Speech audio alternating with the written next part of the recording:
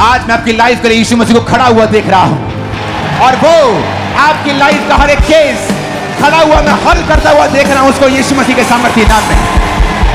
आप सोच रहे हैं कि आप एक आम व्यक्ति हैं, तो मैं आपको बताना चाहता हूं, स्तिफनुस कोई प्रेरित नहीं था, एक खाना बनाने वाला व्यक्ति था। चर्च में उसको खाना बनाने के लिए चुना गया था। पवित्र आत्मा से परिपूर्ण हुआ और उसने प्रचार किया, और बाइबल कहती जब उसको पत्थरवा किया जा रहा था तो उसने कहा परमेश्वर मेरी आत्मा को ग्रहण कर।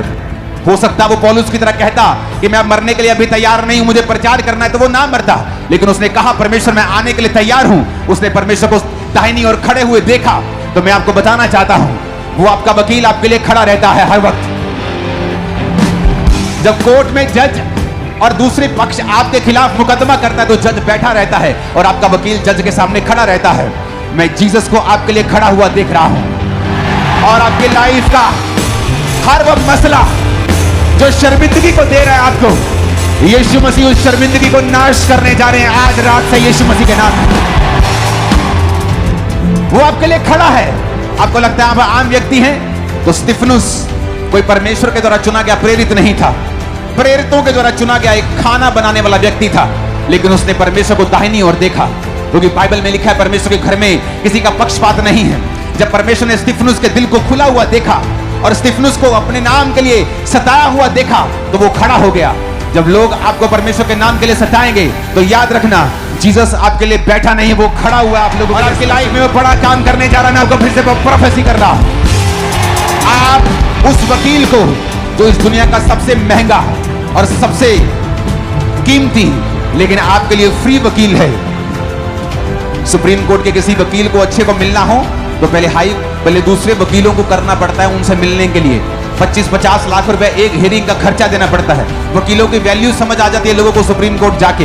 इमेजिन करो जीसस क्राइस्ट किस लेवल का वकील होगा, वो किस लेवल का सामर्थी परमेश्वर हमारा वकील होगा जो आपके लिए अवेलेबल है। और मैं आपको खुशखबरी दे रहा हूं, अगर आप जीसस के बच्चे वो आपके लिए खड़ा भी रहेगा और वो आपके लिए खड़ा भी है। आमीन। ऊंचा चाहिए चर्च। जीसस को मालूम था कि स्तिफनुस मेरे पास आने के लिए तैयार है, और वो रेडी था खड़ा होकर उसका वेलकम करने के लिए। मैं आपको बता रहा हूं, आप में से बहुत से लोग हैं जो रूहों को बचाएंगे, आप में से बहुत से लोग हैं जो समाचार का प्रचार करेंगे, और जब आप हेवन जाएंगे, हेवन आपका वेलकम कर रहा होगा। जीसस स्टैंडिंग ओवेशन के साथ आपको मिल रहे होंगे। मैंने कहा यीशु मसीह खड़े होकर तालियों के साथ आपका स्वागत करेंगे जब आप स्वर्ग में जाएंगे। इससे बड़ा आदर और किसी चीज में नहीं है कि वो जीसस खुद खड़ा होकर आपको स्टैंडिंग ओवेशन दे। आप किसी जगह में जाते हैं, लोग आपको स्टैंडिंग ओवेशन देते हैं, कहते क्या काम किया है, लोग खड़े होकर आपका स्वागत करते हैं। जीसस स्वर्ग में खड़े होकर आपका स्वागत करेंगे जो उसके नाम के लिए दुख उठा रहे हैं, जो रूहों को बचा रहे हैं, जो परमेश्वर के कामों को कर रहे हैं, जो सताव को सह रहे हैं, जो वफादार रहे हैं दुखों में भी। मैंने कहा वो खड़ा होकर आपका स्वागत करेगा, वहां पे आपका स्टैंडिंग ओवेशन करेगा। आप आम व्यक्ति नहीं हैं, आप आम व्यक्ति नहीं हैं, आप स्पेशल हैं जीसस की निगाहों में। आमीन। ऊंचे वाला चाहिए चर्च। मैंने कहा आमीन। ऊंचे वाला चाहिए चर्च। आप स्पेशल हैं, मैं आपको बता रहा हूं। स्तिफनुस ने कभी नहीं सोचा होगा कि खाना बनाने वाला व्यक्ति वो जीसस को खड़ा हुआ देखेगा, जबकि हर एक प्रॉफिट ने जीसस को बैठा हुआ देखा। जीसस ने खुद कहा है कि तुम अब सर्वशक्तिमान को उसके दाहिनी ओर बैठा हुआ देखोगे, बादलों पे आता हुआ देखोगे। लेकिन जैसे स्तिफनुस का समय आया, जब आपकी लाइफ में परीक्षाएं होती हैं, आपकी लाइफ में दुख होते हैं, परमेश्वर के नाम के कारण आपको सताया जाता है, तो याद रखें जीसस जो आपका लॉयर है वो आपके लिए खड़ा है। जीसस आपका वेलकम करने के लिए तैयार है, वो आपको इज्जत देने के लिए तैयार है। बाइबल कहती है। आमीन। ऊंचाई आशीष हमारी है चर्च। यीशु मसीह ने जो लाइफ हमारे लिए सोची है, जो इमेजिनेशन वो हमारे लिए कर, आप अपने बच्चों के लिए इमेजिन करते हैं। जब वो छोटे होते हैं आप इमेजिन करते हैं ये बड़ा होकर पास्टर बनेगा, ये बड़ा होकर डॉक्टर बनेगा, इंजीनियर, जो भी आप इमेजिन करते हैं अपने बच्चों के लिए। जब ये बड़ा होगा मैं इसे एक अच्छा व्यक्ति, अच्छी औरत के रूप में देखना चाहता हूं, आप इमेजिन करते हैं अपने बच्चों के लिए। वचन कहता है जो इमेजिनेशन परमेश्वर तुम्हारे लिए करता है, जो कल्पनाएं परमेश्वर तुम्हारे लिए करता है, वो तुम्हारी लाभ के लिए है, हानि के लिए नहीं। जो परमेश्वर तुम्हारे लिए सोचता है कि मैं अपने बच्चे को आने वाले 10 सालों में यहां देखना चाहता हूं, आने वाले 15 सालों में यहां देखना चाहता हूं, फ्यूचर में मैं इसको यहां देखना चाहता हूं, बाइबल कहती है वो कल्पनाएं, वो योजनाएं जो यहोवा तुम्हारे विषय में करता है, वो तुम्हारी लाभ के लिए, हानि के लिए नहीं। आपको लगता है कि क्या परमेश्वर आपको जानता है? आप एक गरीब फैमिली से हैं, आप बहुत ही दुखी हैं, लेकिन बाइबल कहती है वो स्तिफनुस को जानता ही नहीं था, बल्कि उसके लिए खड़ा था। सर्वशक्तिमान परमेश्वर खुद अपनी सीट पर खड़ा था, बैठा नहीं था। वो बैठकर नहीं देख रहा था, वो खड़ा होकर देख रहा था। एक व्यक्ति के लिए आज जब वैज्ञानिक स्टडी करते हैं और दुनिया को खोज रहे हैं और यूनिवर्स को खोज रहे हैं, तो क्या पा रहे हैं कि यूनिवर्स इतना बड़ा है, मल्टी यूनिवर्स आगे के आगे इतना बड़ा है कि धरती एक मिट्टी के कण के भी बराबर नहीं है पूरे यूनिवर्स के मुकाबले में। जिसने इतनी बड़ी दुनिया बनाई है, वो एक व्यक्ति के लिए अपनी सीट पे, अपने सिंहासन पे बैठा नहीं रहा, वो खड़ा रहा। वो बार बार आपको साबित करता है कि वो आपसे प्रेम करता है। उसने आपके लिए जान दी, उसको जान देने की जरूरत नहीं थी। वो शैतान को पनिश कर सकता था, लेकिन बाइबल कहती वो तुम्हारे लिए ही पृथ्वी पर आया, कि तुम ना कहो कि परमेश्वर ने इंसान बनाकर बुरा किया। परमेश्वर क्या जाने इंसान की मुसीबतें, वो खुद इंसान बना। मनुष्य के बीज से नहीं जन्मा, कुंवारी के बीज से जन्मा, क्योंकि वो पवित्र परमेश्वर है। उसे धरती पर आने के लिए एक गर्भ के जरिए ही आना था, ताकि वो नेचुरल बर्थ हो, लेकिन मनुष्य के बीज से नहीं आना था, ताकि वो सुपर नेचुरल बर्थ भी हो।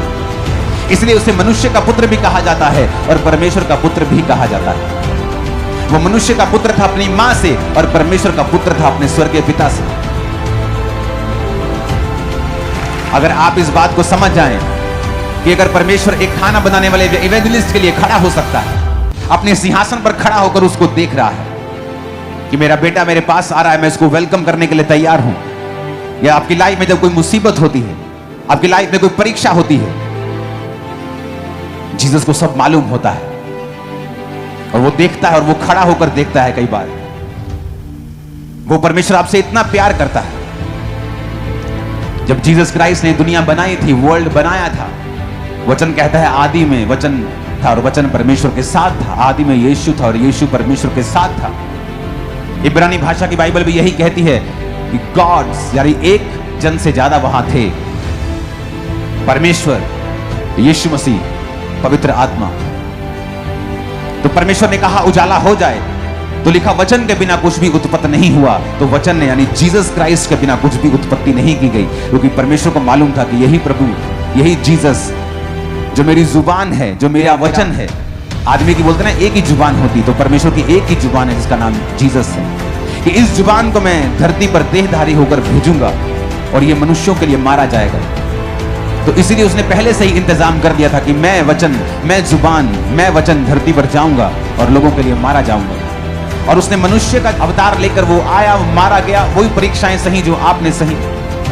वो भूखा रहा 40 दिन 40 रात, उसने भूख को सहा। रोगी रहा, बाइबल कहती है कि जब क्रूस पर उसको लटकाया गया तो लिखा रोग से उसकी जान पहचान। बाइबल कहती है उसने सब परीक्षाओं को एक आम आदमी की तरह अपने जीवन पे लिया, लेकिन कभी भी पाप में नहीं गिरा। और उसने शैतान के ऊपर फतह पाई, जीवित सड़क पर गया, पवित्र आत्मा को भेजा, और वही पवित्र आत्मा आज मेरे और आपके बीच में रह के काम कर रहा है, प्रचार कर रहा है, हील कर रहा है, डिलीवर कर रहा है, छुटकारा दे रहा है। कौन दे रहा है छुटकारा? मैं दे रहा हूं।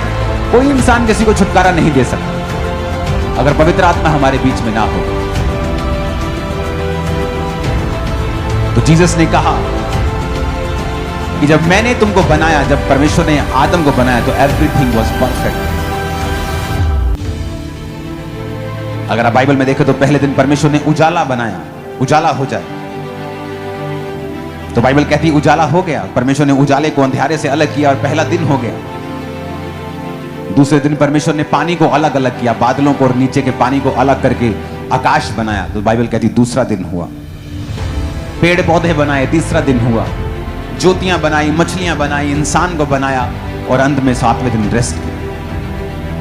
और हर वचन के पीछे लिखा है, और जब परमेश्वर ने देखा कि अच्छा है, जब परमेश्वर ने सूखी भूमि को कहा सूखी भूमि दिखाई दे, समुद्र अलग हो जाए, तो परमेश्वर ने कहा अच्छा है। पेड़ पौधे बनाए, उसने कहा अच्छा है। मछलियां बनाई, जीव जंतु बनाए, पक्षी बनाए, और उसने कहा अच्छा है। आदम बनाया, उसने कहा अच्छा है। Everything was perfect. लेकिन आज जब आप दुनिया में देखते हैं क्या सब कुछ परफेक्ट है? नहीं। कोई किसी का रेप कर रहा है, कोई किसी को मार रहा है, कोई किसी के पैसे की चोरी कर रहा है, कोई किसी को धोखा दे रहा है, कोई किसी से झूठ बोल रहा है, कोई दुखी है, कोई डिप्रेशन में है, कोई बीमार है। ये सारे चीजें परमेश्वर ने नहीं बनाई, ये उसका मास्टर प्लान नहीं था। आदम के लिए जो भी बनाया गया था इट वॉज गुड। और परमेश्वर ने दो पेड़ बनाए, एक जीवन के वृक्ष को बनाया, एक भले और बुरे के ज्ञान के वृक्ष को बनाया। प्रभु ने कहा भले और बुरे के ज्ञान के वृक्ष को तुम मत खाना, क्योंकि तुम्हें बुरे का ज्ञान लेने की जरूरत नहीं है। आप अपने बच्चों के साथ कहीं जा रहे हो तो रास्ते में किसी का एक्सीडेंट हो जाए, तो कोई मर आ जाए, तो आप बच्चे आपके पूछते क्या हुआ, आप उसको कभी नहीं बताते बेटा उसकी गर्दन हिल गई है, वो मर गया, उसका दिमाग बाहर आ गया, वो बंदे की का। आप बोलते हो बेटा तू चुप कर, तो अपना काम कर, किसी का एक्सीडेंट हुआ। कि तूने बुरे से क्या लेना है, तूने बैड न्यूज से क्या लेना, तू अच्छी अच्छी बातों पे ध्यान दे, जहां घूमने जा रहे तो उस पर ध्यान दे, अपनी पढ़ाई पे ध्यान दे। तो यही परमेश्वर का मकसद था। परमेश्वर कहता था कि आदम तू गुड पे ध्यान दे, बुरे पे ध्यान क्यों देना है। बुरा तो बीमारी है, बुरा तो शैतान है, बुरी तो दुख है, रोग है, डिप्रेशन है, कमियां हैं, घटियां हैं, कर्जे हैं, बीमारी है, गरीबी है, ये बुरी चीजें। तुमने क्या करना है बुरे का ध्यान देके, बेटा तू भले की ओर ध्यान दे। It was good, it is good, it is good, everything is made for you. हर चीज तो तेरे लिए बनाई है, तो अपना ध्यान दे, एंजॉय कर मेरी प्रेजेंस में। लेकिन सांप आया और उसने औरत को कहा अगर तू ये फल खा लेगी तो परमेश्वर के तुल्य हो जाएगी, क्योंकि परमेश्वर बुरे का ज्ञान रखता है, भले का, लेकिन तुझे बुरे का ज्ञान नहीं है। तो वो बेवकूफ समझ नहीं पाई कि मुझे लेना ही क्यों है बुरे का ज्ञान, मुझे क्यों समझना है बीमारी को, मुझे क्यों समझना है तकलीफ को, क्यों श्रापों को समझ, मैं क्या लेना है, जहां जाना नहीं राह क्यों पूछना है उस गली का मुझे। पर वचन कहता है उसने खाया, अपने पति को भी दिया। तो एक काम हुआ बाइबल में, जो पहली बार डर नाम का शब्द आया बाइबल में, फियर। पहले बाइबल में कहीं फियर नहीं था, कोई डर नहीं था, क्योंकि हर चीज अच्छी थी जो परमेश्वर ने बनाई थी। लेकिन जैसे वो गिरता है तो फियर आता है, अफ्रेड हो गया, क्योंकि अब वो परमेश्वर से दूर हो चुका था। फिर डर आया, वो डरने लगा परमेश्वर से, जहां नहीं डरना चाहिए था अब उसे डर लगने लगा, क्योंकि शैतान अब उसके जीवन में एंटर कर चुका था। उसके दो बेटे हुए, पहले बेटे ने दूसरे को मार दिया, मर्डर एंटर किया, पहले मर्डर नहीं था। फिर कैन को भागना पड़ा, भगोड़ा होना पड़ा, और परमेश्वर ने कहा तू मुश्किल रोटी खाएगा, फाइनेंशियल ट्रबल। पास्टर जी मैं ज्यादा मेहनत करता हूं लेकिन फल नहीं, मैं अपनी लाइफ में बहुत मेहनत की लेकिन मैं कहीं खड़ा नहीं हूं। Sign of a cursed life, श्रापित जिंदगी का एक चिन्ह परमेश्वर ने नहीं बनाया, आदम ने चुना उस शराब को। मर्डर फैमिली में आया जब उसने पाप किया। कैन को भागना पड़ा और परमेश्वर ने कहा तू भगोड़ा ठहरेगा, लेकिन तेरे को कोई मार नहीं सकेगा, मैं तुझ पे एक चिन्ह ठहराऊंगा। परमेश्वर ने फिर आदम को और बेटे और बेटियां दिए, लेकिन वो पाप जो ब्लड में आ चुका था वो कभी गया नहीं। इंसान बीमारियों को उसके बाद उसने देखा। 969 साल इस दुनिया में सबसे ज्यादा एक आदमी जिया है, तो वो 969 साल जिया है।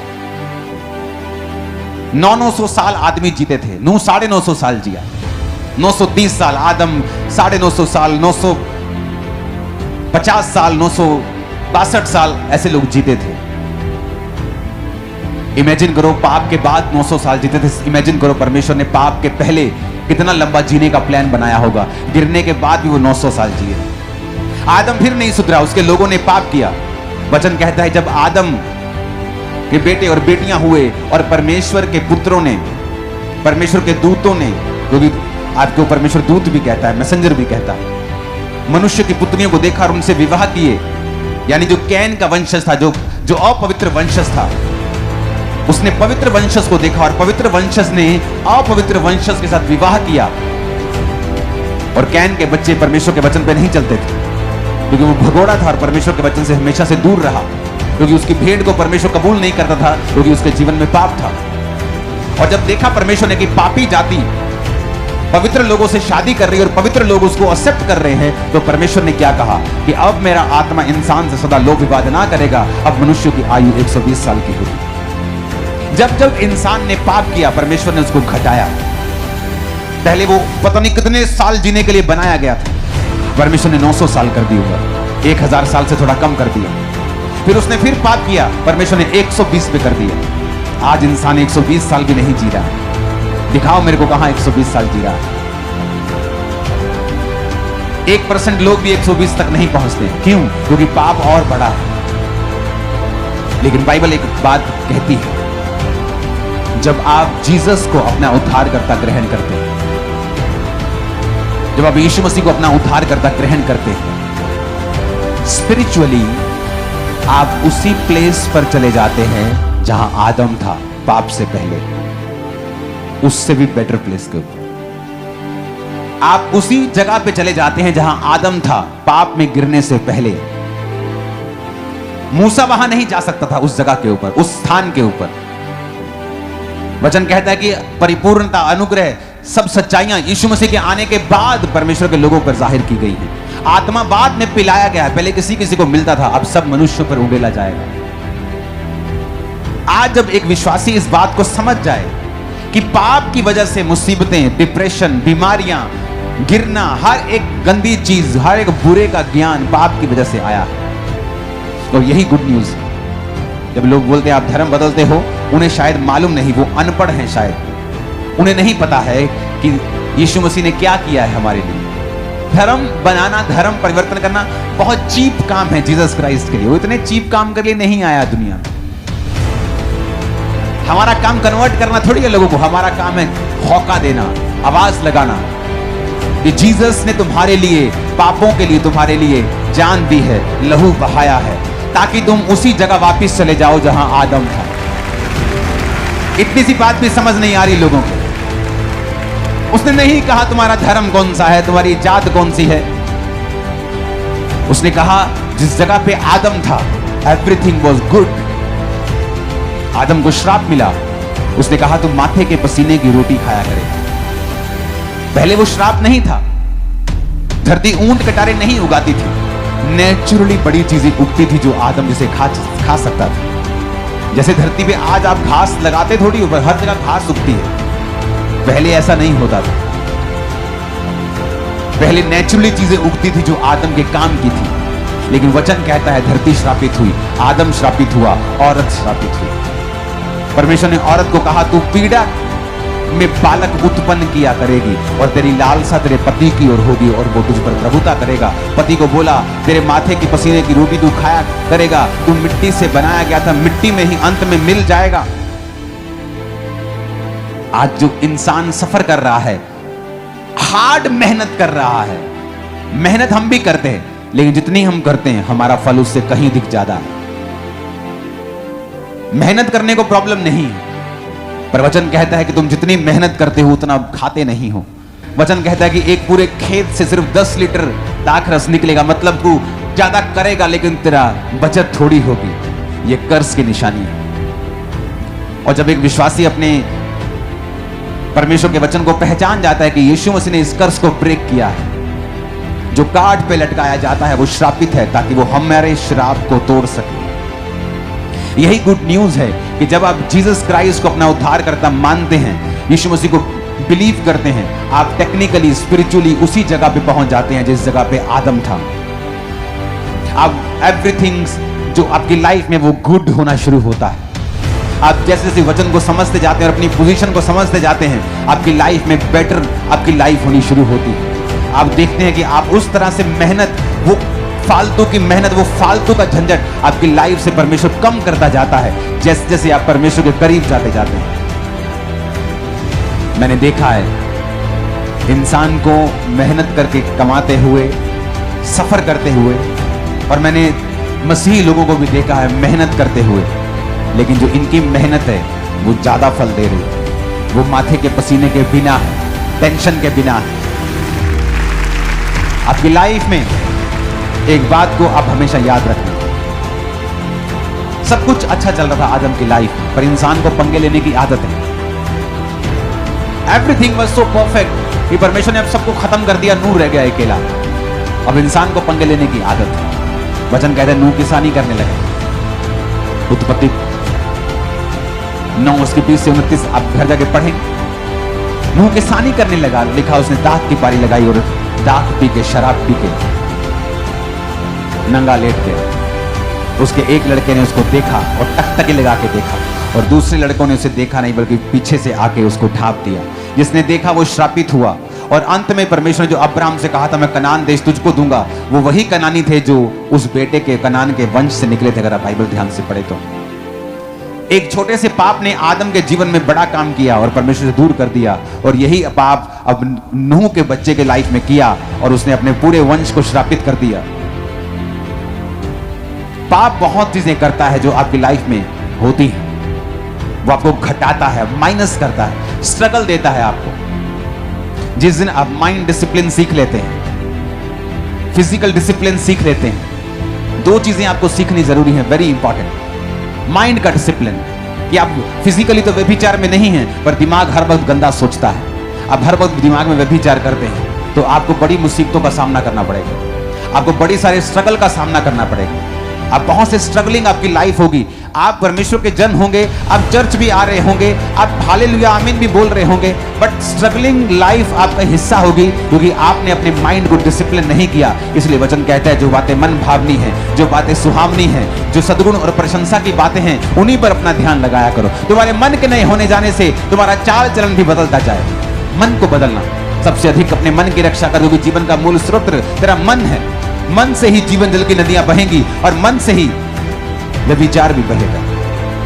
परमेश्वर ने कहा अगर तू किसी स्त्री पे कुदृष्टि देखे, उससे कुदृष्टि डाले और तू अपने मन में उससे व्यभिचार कर चुका। फिजिकल व्यभिचार के कॉन्सिक्वेंस, उसका असर थोड़ा ज्यादा है लोगों की लाइफ में, लेकिन जो मेंटल व्यभिचार में है उनकी लाइफ पर भी स्ट्रगल है उस व्यभिचार का जो वो मन में करते हैं। डिसिप्लिन रखना अपने माइंड को। आप देखेंगे आपकी लाइफ में किस तरह से भी रिजल्ट आना शुरू होता है, और ऐसा रिजल्ट जो शॉकिंग होगा, वेरी शॉकिंग। आप हैरान हो जाएंगे कि मैं इसके काबिल नहीं, मैं ये चीज नहीं ले सकता था, मैं ये काम नहीं कर सकता, लेकिन परमेश्वर ने किया है। Very shocking result. आप हैरान हो जाएंगे, आपको मालूम होगा कि ये काम परमेश्वर ने किया। वो तो कहता है मेरा भय मान, मेरी आज्ञाओं पे चल, तो तुम मनुष्य और परमेश्वर दोनों का अनुग्रह पाएगा। मनुष्य भी आप पर अनुग्रह करेंगे और परमेश्वर भी आप पर अनुग्रह करेगा। कृपा सच्चाई तुझसे अलग ना हो, अपने गले का उनको हार बना, हृदय में पट्टियों पे लिख, हृदय मन पे लिख, वचन को हृदय पे लिख और उस पर मनन कर, उसको सोच। वो सिर्फ व्यभिचार शरीर का नहीं होता, मन में भी कुछ लोग व्यभिचार में। मैंने देखा है बहुत से लोगों को, बहुत से यूथ को जिनके साथ मैंने सेवकाई को शुरू किया था, परमेश्वर में आया था। कुछ तो शारीरिक रूप से व्यभिचारी थे, लेकिन कुछ शारीरिक रूप से व्यभिचारी नहीं थे और मन से व्यभिचारी थे, और उन्होंने स्ट्रगल किया अपनी लाइफ में। और मेरे को तब आंसर नहीं मालूम थे कि अगर ये व्यभिचार में है और ये स्ट्रगल कर रहा है तो ये क्यों स्ट्रगल कर रहा है, ये तो व्यभिचार में नहीं है। पर आप मन से व्यभिचार करेंगे सारा दिन तो is equal to, not fully equal, लेकिन वो तकरीबन वहीं पहुंच जाएगा जो आप शारीरिक व्यभिचार करते। बाइबल कहती है जैसा आप मन में सोचते हैं आप वैसे बन जाते हैं। अगर आपका माइंड डिसिप्लिन में है, आपने माइंड को डिसिप्लिन किया हुआ है, आप क्या सोचेंगे आप डिसाइड करेंगे। आज किस चीज पे मन लगाएंगे आप डिसाइड करेंगे। आज आप क्यों डिसाइड नहीं कर पा रहे हैं, आज क्यों आप डिसिप्लिन नहीं कर पा रहे हैं। जीसस ने जो आपके लिए पोजीशन तय की है आदम की, आप क्यों उसका फायदा नहीं ले पा रहे हैं? बिकॉज आप परमेश्वर की प्रेजेंस में बैठते नहीं। जिस दिन आप रोज कभी ये नोटिस करके देखना, जब भी आप प्रार्थना करने के लिए बैठो, 2.5-3 घंटे लगातार बैठो परमेश्वर की प्रेजेंस में, कभी नोटिस करके देखो। जो वचन मैं आपको सिखा रहा हूं ये प्रैक्टिकल आपको मैं लाइफ कोचिंग दे रहा हूं। आप कभी प्रार्थना में बैठे तो 2.5-3 घंटे लगातार बैठ कर देखें, वर्शिप से शुरुआत करें जिस तरह आपको बताया गया था। थैंक्स गिविंग करें परमेश्वर का, कुड़कुड़ाए नहीं, मरमर ना करें परमेश्वर के सामने। बैठें, वर्शिप करें, प्रार्थना करें, बाइबल पढ़ें, फिर प्रार्थना करें। 2.5 घंटे बैठकर देखें, आप देखेंगे स्ट्रगल बिल्कुल गायब हो जाएगा। आप देखेंगे, नोटिस करेंगे। आपकी लाइफ में स्ट्रगल इसलिए है क्योंकि आपकी लाइफ में परमेश्वर की प्रेजेंस नहीं है, और परमेश्वर की हुजूरी जो है वेरी इंपॉर्टेंट। आदम की लाइफ में परमेश्वर की प्रेजेंस थी, वो काम करता था, लेकिन बाद वाला नहीं जो परमेश्वर ने कहा तो माथे के पसीने की रोटी खाया करेगा। मैं आपको बता रहा हूं एक एक वर्ड, अगर आप यीशु मसीह को पहचान लें, आप उसके वचन को समझ लें, आपकी लाइफ में इतना जबरदस्त काम होगा आप इमेजिन नहीं कर सकते। आपको वचन की नॉलेज होनी चाहिए। 2015 में जब मेरी वाइफ प्रेग्नेंट थी सोफिया से, तो हम जब डॉक्टर के पास गए डिलीवरी टाइम, तो उसने कहा अभी कुछ घंटे लगेंगे, आप इनको लेबर रूम में रखते हैं। तो डॉक्टर साहब का घर भी उसी हॉस्पिटल के ऊपर ही था। तो वो चली गई खाना बना आप अपना फैमिली के साथ, सुबह का टाइम था नाश्ता करने के लिए। तो उसे मालूम था कि अभी 6-7 घंटे 8 घंटे लगेंगे। तो जब नर्स ने जाके बताया कि नहीं, डॉक्टर को बताया कि बेबी जो है वो डिलीवर होने वाला है विदाउट पेन किलर, कोई पेन किलर नहीं लिया, कोई मेडिसिन नहीं ली, मिनट्स में डिलीवरी हुई विदाउट पेन। इमेजिन कर सकते हैं? परमेश्वर ने कहा था कि तू पीड़ा करके बालक उत्पन्न करेंगे, लेकिन ये प्रभु की सिद्ध इच्छा नहीं थी। हमारे दोनों बेबी पेनलेस हुए और डॉक्टर हैरान है। और सुनो, ये नहीं कि बेबी छोटा है या छोटा था 2 किलो का था, एक बेबी 4 किलो से ज्यादा था, एक 3.5 किलो के करीब था, हेल्थी। जब बेबी होता था तो ऐसा लगता नहीं था कि अभी हुआ, ऐसा लगता कि महीना डेढ़ महीने था बेबी। आंखें खोलियां पूरी, ऐसे आंखें खुली पूरी, पूरा अलर्ट। मैं आपको एक चीज बता रहा हूं, एवरी डे जब मैं उस हॉस्पिटल में था तो उनको मालूम था कि ये परमेश्वर का दास है, तो मैं तब भी वहां वो कुछ नहीं कर रहा था। मैं ऊपर अपना एक कमरा ले लिया था मैंने प्रार्थना करने के लिए, और मैं रूम में प्रेयर कर रहा था, जस्ट प्रेयर कर रहा था मैं। आपको आदत नहीं है कि परमेश्वर आपके लिए फाइट करे, आपको आदत है खुद फाइट करने की। आप परमेश्वर को आगे नहीं करते। और बातों से क्रिश्चियन लोग, बातों के तो धनी है हम लोग। यो यसू साडा, परमेश्वर साडा, मेरा डैडी बिशप रहा। हो सकता है परमेश्वर तुम्हें जानता भी ना हो। क्यों? क्योंकि तुम बातों से नहीं, तुम उसके साथ जो समय बिताते हो रोज, उससे जाने जाते हो। एवरी डे तुम परमेश्वर के साथ टाइम स्पेंड करोगे, एवरी डे, रोज। तुम क्या नोटिस करोगे कि परमेश्वर ने जो आदम के कर्ज थे उन्हें खत्म कर दिया। हार्ड मेहनत का कर्ज खत्म कर दिया। आपकी लाइफ को वो इजी करेगा, फाइनेंस को इजी करेगा, शरीर को वो इजी करेगा, श्रापों को खत्म करेगा। आप देखोगे कि वो कर्ज आपकी लाइफ का हिस्सा नहीं है, लेकिन वो एक्टिवेट होगा जब आप उसकी प्रेजेंस में रोज बैठेंगे। अगर आप पास रहे और अगर आपकी प्रार्थना 4 घंटे से कम है तो आप बहुत ट्रबल में हैं, क्योंकि लोगों का भार भी आपको सहना पड़ेगा और आप कंफ्यूज रहेंगे, आपको बड़ी प्रॉब्लम्स होंगी, अटैक रहेंगे आपकी लाइफ के ऊपर। और एक विश्वासी अगर 2.5-3 घंटे से कम प्रार्थना में है, बहुत मुश्किल होने वाली है। हर चीज के लिए आपको जोर लगाना पड़ेगा, आपको हर चीज के लिए फेथ करने के लिए आपको बड़ा अंदर से अपने आप को मोटिवेट करना पड़ेगा। जबकि ये चीजें करने के लिए आपको मोटिवेट होने की जरूरत नहीं है, जस्ट आपको परमेश्वर के साथ, उसके साथ समय बिताने की जरूरत है। माइंड को डिसिप्लिन रख के चलना है, बॉडी को डिसिप्लिन करना है और परमेश्वर के साथ समय को बिताना है। आप देखेंगे किस तरह से प्रभु काम करता है। प्रैक्टिकली आप देखोगे वही सेम काम, सेम बिजनेस, सेम फैमिली किस तरह से परमेश्वर की जिंदगी में काम करना शुरू करता है। आप प्रभु के हाथ को देखोगे जो पहले नहीं था, आप वो काम देखोगे, वो फेवर देखोगे जो पहले नहीं थे, और परमेश्वर को बताएगा कि अब तो उसी पोजीशन पे आ गया जहां आदम था। कभी पंगे मत लो जब लाइफ में शांति हो।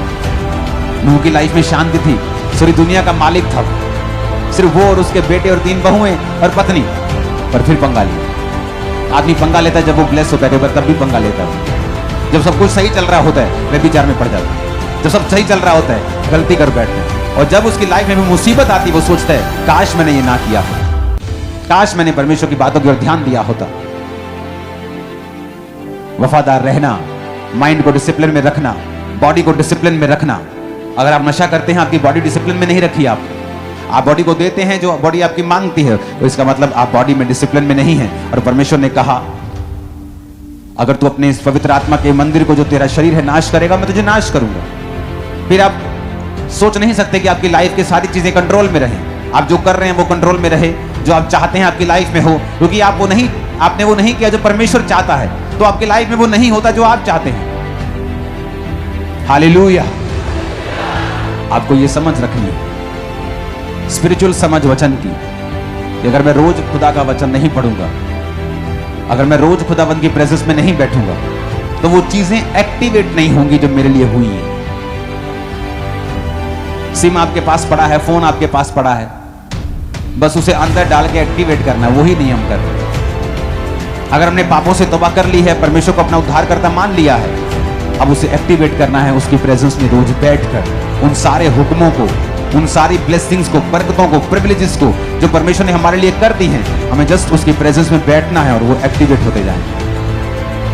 शैतान आएगा अपना काम करने के लिए, बीमारी, प्रॉब्लम, ये चीजें, लेकिन वो शर्मिंदा होगा, बिग टाइम शर्मिंदा होगा। आमीन ऊंचे वाला चाहिए। चल, अगर उसको एक्टिवेट होता हुआ देखना चाहते हो कि जो आदम जिस लाइफ को एक्सपीरियंस करता था वो कैसी थी, तो दिमाग का डिसिप्लिन रख लो। आप कंट्रोल नहीं कर सकते कि आप फेसबुक चला रहे तो क्या आपकी फीडबैक में आएगा, लेकिन आपको उसे देखना है कि नहीं देखना है, आप कंट्रोल कर सकते हो। आप मक्खियों को भिन भिनाने से रोक नहीं सकते, लेकिन आप पर वो बैठेगी कि नहीं, आप इसे रोक सकते हो। कोई विचार शैतान आपके दिल में डाले, आप इसे रोक नहीं सकते, लेकिन उस विचार को कितना आगे लेके जाना है या उसे कैंसिल कर देना है, ये आपके हाथ में। कोई आपसे बुरा करता है, आपको अब देखना है कि आपको अपना माइंड करप्ट करना है और बदले का बदला बदला करना है, तो ये आपके हाथ में है। या माफ करके आगे बढ़ना है, ये आपके हाथ में है। माइंड डिसिप्लिन कर लिया और शरीर डिसिप्लिन कर लिया। शरीर को वो खाने को देना है जो इसको हेल्थी रखे, शरीर को वो देना है जो इसको नुकसान ना दे, और इसका ध्यान रखना है। जब माइंड डिसिप्लिन हो गया, शरीर डिसिप्लिन हो गया, आप प्रभु की प्रेजेंस में रोज बैठना शुरू हो गए।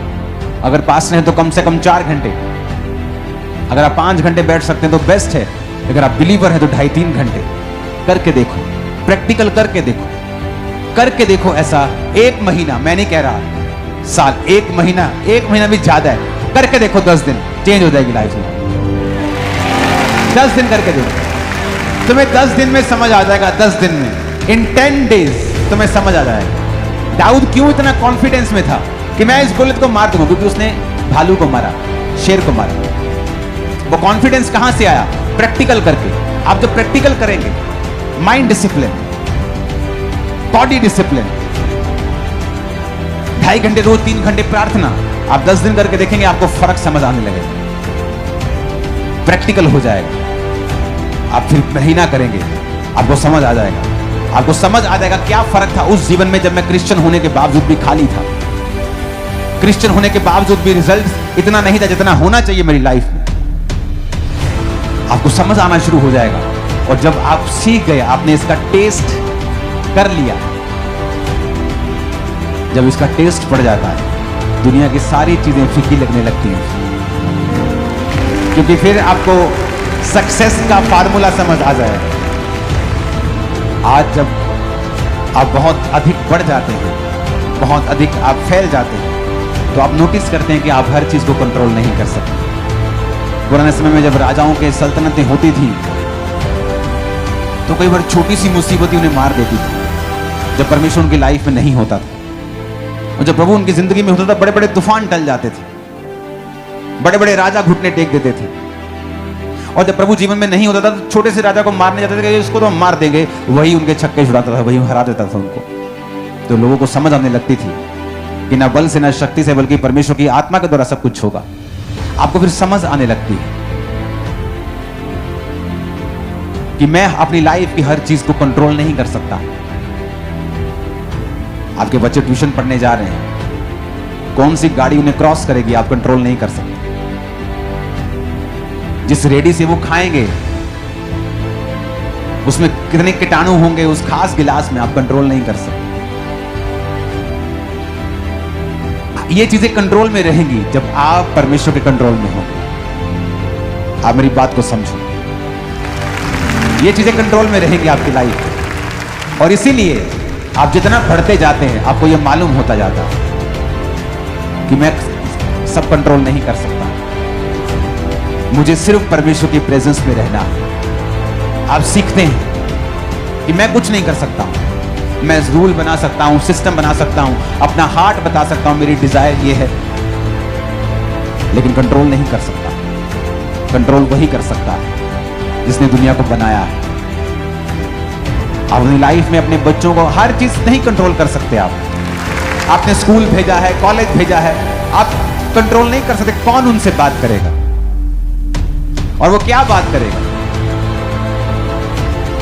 जिन बच्चों ने अपने माता पिता को छोड़ा है, क्यों छोड़ा है? क्योंकि उनके दिमाग में कुछ है। और वो कहां से आया? किसी ने तो डाला। ऐसा कैसे हो सकता है? वो किसने डाला? किसी ने तो डाला। एक व्यक्ति चोरी करने को पाप नहीं समझता, किसने डाला दिमाग में? किसी ने तो डाला। थॉट्स।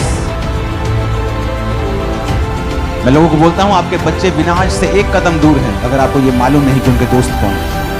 क्योंकि जिस दिन वो अपना थॉट इंपार्ट करेंगे और आपके बच्चे को यह नहीं पता कि मुझे इसे कैंसिल करना है, इस सोच को, इस थॉट को, आप गए। इसलिए बच्चों को चर्च का हिस्सा बनाओ कि जब ऐसी सोच उन पर डाली जाए उन्हें वचन याद आए कि यह गलत बोल रहा है। हां, वचन याद आए कि नहीं, हमारे पास्टर हमें ऐसा नहीं सिखाते। आज फॉरेन में चले जाओ तो टीचर्स माता पिता से बच्चों को इमोशनली अलग करने की कोशिश करते हैं। बच्चों को ऐसा सिखाया जाता है कि they are just your caretaker, you tell us if you have any problem. अगर तुम्हें बुली करते हैं, तुम्हारे डैडी तुम्हें डांटते हैं, तुम्हें ऐसे भी किया तो तू कॉल कर हमें। इमेजिन, बच्चों को समझाया जाता है ऐसे। वो रूल तो शायद उनकी बेहतरी के लिए किया गया होगा कि कोई माता पिता बीट ना करे, उनको अब्यूज ना करे, लेकिन वो कब मिसयूज शैतान करने लगा। लेकिन अगर वो बच्चे बिब्लिकल वैल्यूज में बढ़ते हैं, वो कभी ऐसा नहीं करेंगे। तो सब कुछ परमेश्वर के हाथों में है। अगर आप अपना पार्ट प्ले करें, प्रभु की प्रेजेंस में रोज बैठें, माइंड डिसिप्लिन करें, शरीर को डिसिप्लिन करें, रोज परमेश्वर की हुजूरी में समय को बिताएं, आपको रोने की जरूरत नहीं पड़ेगी। गवाहियां आपको अजीब नहीं लगेंगी। आपको मालूम है, हां, ये गवाही मैं ले सकता हूं, मुझे मालूम है कैसे लेनी है। आपको कुछ भी शॉकिंग नहीं लगेगा, अच्छा ऐसे तो हो ही नहीं सकता। आपको मालूम है ये हो सकता है, मुझे तरीका पता है कैसे, मुझे बताया गया है। दिमाग को डिसिप्लिन रखना है, शरीर को डिसिप्लिन रखना है और रोज खुदा की प्रेजेंस में बैठना है। आज एक 18 साल का व्यक्ति रिलेशनशिप में, उसे वो पाप नहीं लगता क्योंकि उसने मन बना लिया कि वो उससे शादी करेगा। उस लड़की ने भी मन बना लिया कि वो उसी से शादी करेगी। लेकिन वचन क्या कहता है? अगर आप देखें इजहाक और याकूब, इजहाक अपने बेटे से ज्यादा कामयाब निकला, शांति में निकला, फलवंत ज्यादा हुआ। क्यों? क्योंकि उसने लड़की को नहीं ढूंढा, उसके बाप ने अपने नौकर को भेजा और वो लड़की को लेके आया। और जब इजहाक मिला तो बताया कि ये तेरी पत्नी है जो परमेश्वर ने भेजी। याकूब ने जिस लड़की से वो प्रेम करता था 7 साल उसके लिए सेवा की, फिर उसकी बड़ी बहन से धोखे से शादी कर दी, फिर 7 साल, फिर भेड़ों बकरियों के लिए उसने अपनी लाइफ के प्रेशियस 20 years लव के चक्कर में वेस्ट कर दी। कई बार परमेश्वर ने आपसे बात करनी होती है। उस 18 उस 16 साल में, मैं 19.5 साल का था जब मैं परमेश्वर में टीन एज में था। उस समय ऐसा होता है कि परमेश्वर आपसे बात करता है। आप आम ऑर्डिनरी मिनिस्ट्री करना चाहते हैं, सबके जैसे करना चाहते हैं, आपकी मर्जी है। लेकिन मुझे मालूम था, मैं कहा प्रभु मुझे तू इस्तेमाल कर, ऐसा जैसे कभी नहीं हुआ। सुनो मेरी बात, तब नो रिलेशनशिप, कोई पंगा नहीं लाइफ से। और लोग थे जो मैसेज करते, आई लव यू, मुझे आपसे शादी करनी है, मैं आपके लिए 40 फास्टिंग कर रही हूं, डिस्ट्रैक्शन और कभी ध्यान नहीं दिया। क्यों? उस समय अगर मैं उन चीजों में पड़ जाता, शायद इतनी हैवी मिनिस्ट्री कभी ना परमेश्वर ले पाता। हाँ, करता सेवकाई, लेकिन एक अलग लेवल की करता। मुझे मालूम है, अगर मुझे शादी 25, 26, 27 साल में करनी है तो मैं क्यों अपने 8 साल वेस्ट करूं? उसके भाई की जॉब करते हैं, फिर उसके भाई की आगे ट्यूशन तो हाँ आगे हूं किथे तू, मैं हूं आकार बैठी हूं, ठीक है, चेक कर दे किथे आओ। 7-8 साल उसके भाई की जॉब कर रहे हैं। परमेश्वर के साथ वो कनेक्शन आप बिल्ड नहीं कर पाते हैं। जब आपको मैरिज करनी है, आप 5-7 साल खुदा का काम करें, प्रार्थना करें, बेस्ट लाइफ पार्टनर आपके सामने होगा जब मैरिज करनी है। आप हैरान होंगे कि ये खुदा ने रखा हुआ था आप लोगों के लिए, पर ये आपकी मर्जी है, ये इट्स योर चॉइस। कुछ चीजें गंभीर पाप की श्रेणी में नहीं आती है, पर वो आपका टाइम वेस्ट करती है, आपको बैक करती हैं, आपको पीछे रखती हैं। परमेश्वर का फर्स्ट लव आपके साथ है, यह साबित नहीं करती। हाथों को उठाओ। माइंड डिसिप्लिन, बॉडी डिसिप्लिन, और रोज खुदा की हुजूरी में लंबे समय के लिए बैठो। कहो मैं पिता ऐसा ही करूंगा। ऊंची आवाज में कहो,